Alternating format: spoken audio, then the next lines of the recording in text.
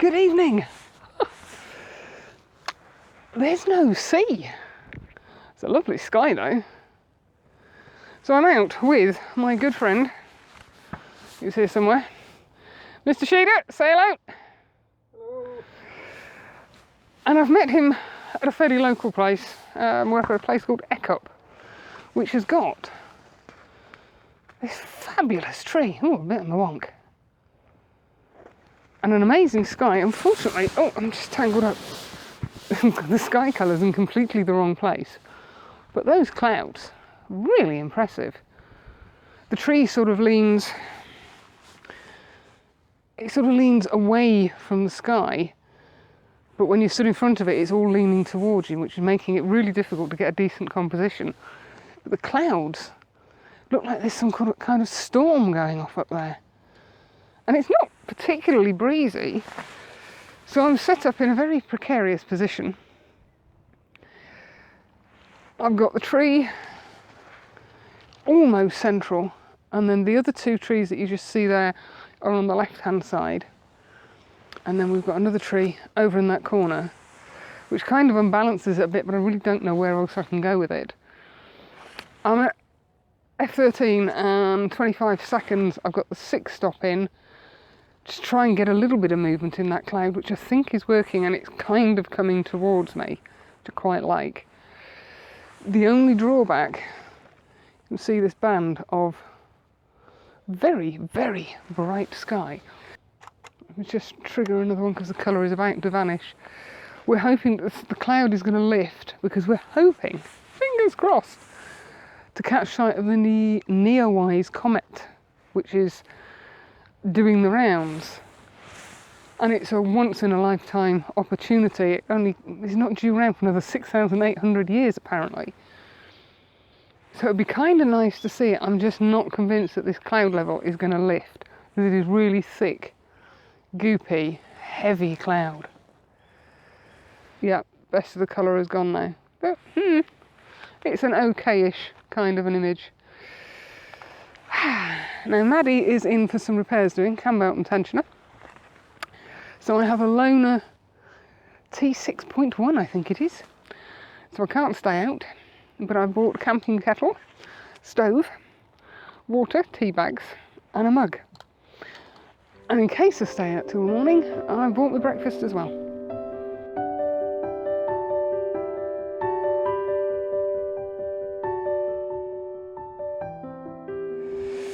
Well, it's been a long while since I've had my little camping stove out, but it did a cracking job. Nice cup of tea on the brew, peppermint flavoured tea, so there's no need for any milk, which is handy.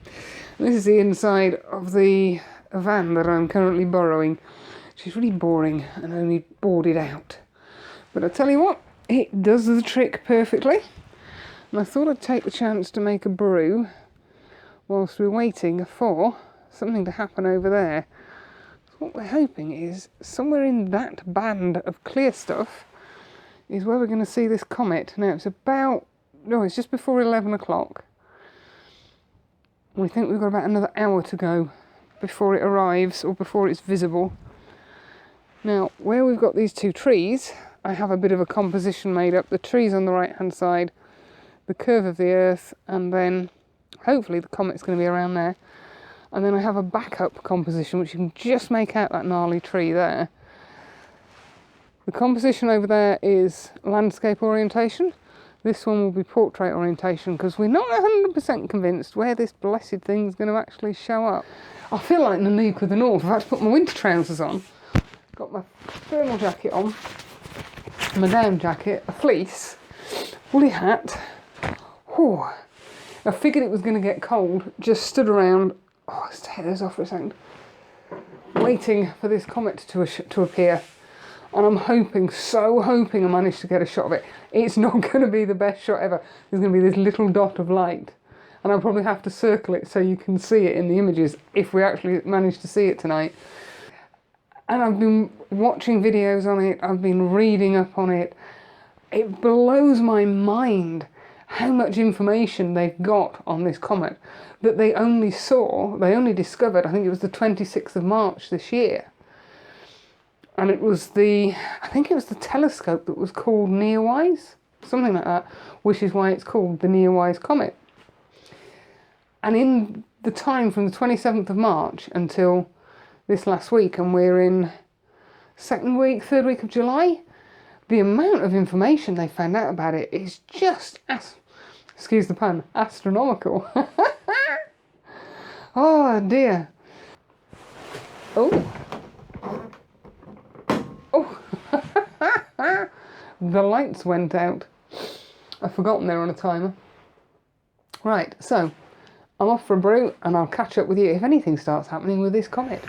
Right, I'm fully aware that you can't actually see me at this moment in time, but I just got a shot of the comet. It's the tiniest pinprick you've ever seen in your life. But I've got it. Yay! Andy's got it as well.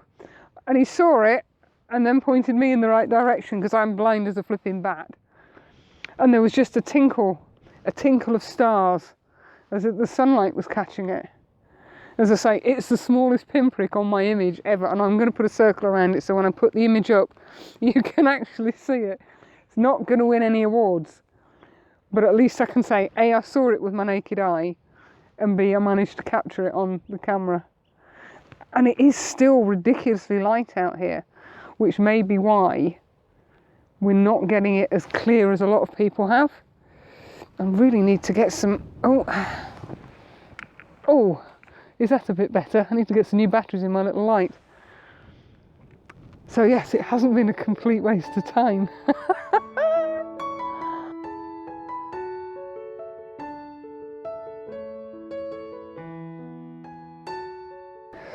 Well, I can't tell you how giddy we are. The pair of us going, it's there, it's there.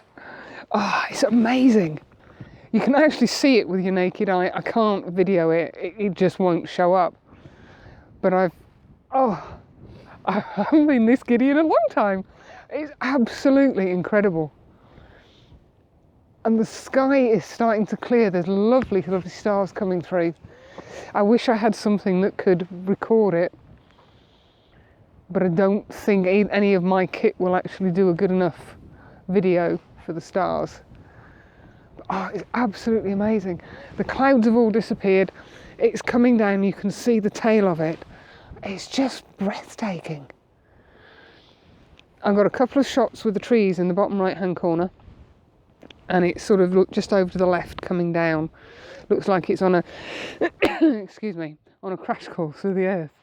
And now I've swapped over and I've put the 70-200 on, and I'm going for a portrait orientation with a tree bottom right, and it's just sneaking in the top centre of the frame. I'm on a 25 second exposure, I think 20-second exposure. I'm at f2.8, ISO 100, focus to infinity. I found that when I think my favourite shot vertically, that's it. Let me just see.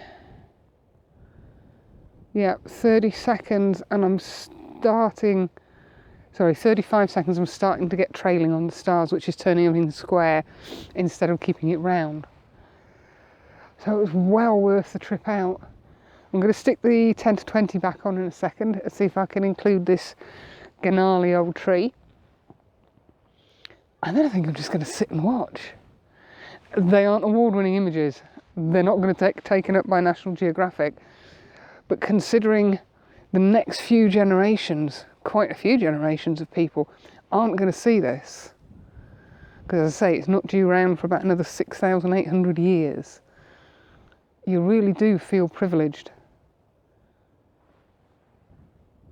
Night sky is just amazing. I wish I had the patience to do star trails, but I really don't. I really don't.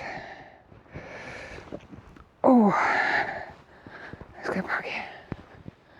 That is just out of this world.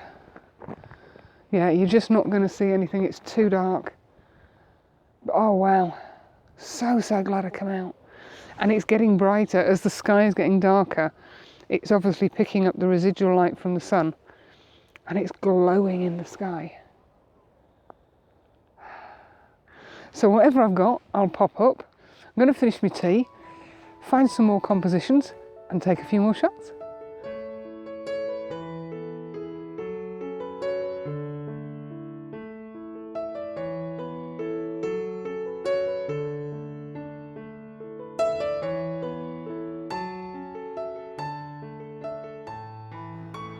Good morning. Excuse the state of me. If I look like I've just got out of bed, that's probably because I just have. What an evening. We started off I got there at about 9:10. A thick, heavy, goopy cloud, and then I think the cloud started to lift at about 11 o'clock, which was exactly what the weather forecast said it would do.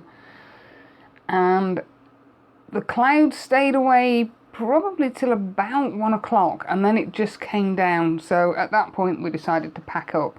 But before we packed up, we had a little go at light painting. Now, light painting again is something I don't tend to do very often.